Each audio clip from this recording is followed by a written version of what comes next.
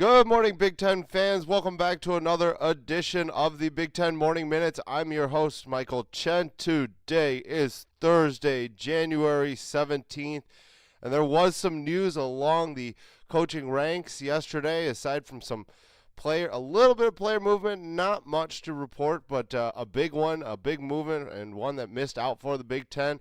So we'll get right into it. Good news for the Michigan State Spartans as interim president John Engler will resign this morning. Looks like he wasn't the best at being very sensitive towards victims of the Larry Nassar incident, and for the school, I think this is the best thing to be able to move on and obviously realize that this was more than just an isolated incident. It was more than just Larry Nassar obviously attacking on young women, and obviously the fact that the school kind of let this go more than it should have and kind of turned a blind eye was absolutely terrible. And obviously Engler didn't do the best job in being the leader of the community there at Michigan State, so therefore he will not be the president of the school anymore going forward. So that's some good news, as a lot of people are very happy about this happening. If you take a look at some of the tweets from the Board of Trustees, they are very, very excited about the fact that Engler will no longer be representing Michigan State University. But on to some football news. As I reported yesterday, Tate Martell will transfer from Ohio State to the University of Miami, but what I did not report yesterday was the fact that Martell's going to try and become eligible immediately due to the fact that Urban Meyer retired. I'm really kind of disappointed in that, as this transfer is very similar to many other transfers.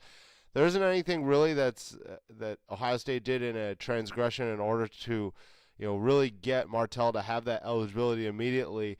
And I think this is the beginning of something that's going in the wrong direction for transfers. I think, although some of them, obviously you're looking at Michigan last year with Shea Patterson, potentially Ohio State this year with Justin Fields. There are some circumstances where players obviously transfer and get eligible immediately.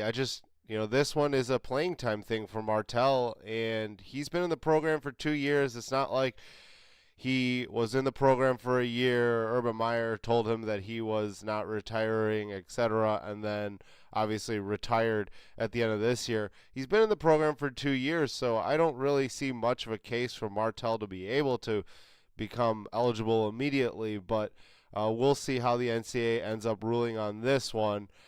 It's just a little unfortunate. And more transfer news, as Maryland had themselves an interesting day. They hired a lot of coaches on top of the fact that they missed out on a big-time transfer quarterback that I think really would have helped the program. And Jalen Hurts ended up going to Oklahoma, and you cannot blame the young man for going to Oklahoma. Lincoln Riley has been absolutely fantastic in his first 2 seasons as a head coach.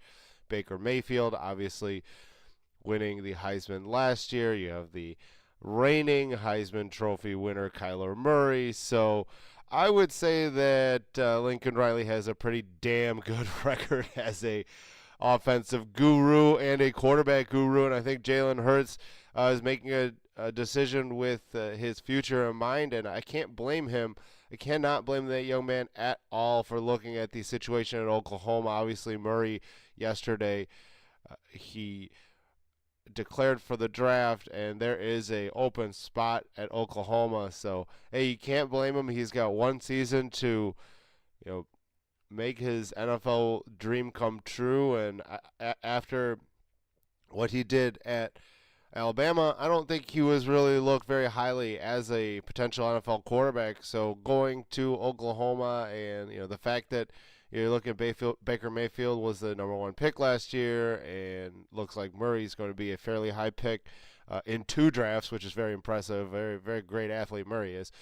is in this coming NFL draft. So going to Oklahoma, you really can't blame the young man for making that decision. But on to the coaching news for Maryland, as Mike Locksley is rounding out his staff in College Park. He, like I reported yesterday, Scotty Montgomery had the interview. They made that official, as he's going to be the offensive coordinator. He's the Eastern Carolina's former head coach. They're also staying on the East Coast, and they're going to hire Penn offensive coordinator John Regan. He's going to be, running a lot of the offense, also as well, helping Montgomery. But they lost Butch Jones, as he had committed to. I guess he wasn't really committed. He had agreed to leave Alabama and go a little bit northeast with Mike Locksley to College Park, but he's going to end up staying with Nick Saban in Alabama, as Alabama continues to lose coaches, as Tosh Lopui, he's going to the Cleveland Browns. And obviously Nick Saban's got a lot of work to do as well. He's got to hire an offensive and defensive coordinator for this coming season. Locksley did get a coach to follow him from Alabama to College Park.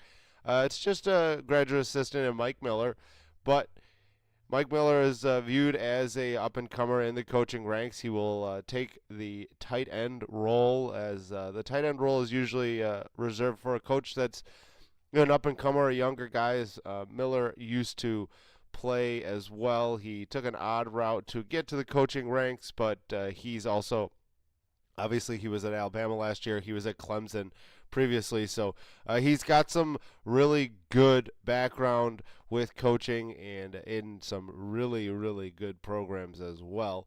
And although it is not official, it does seem as if Tennessee safeties and special teams coach will end up joining Locksley on his staff as the defensive coordinator.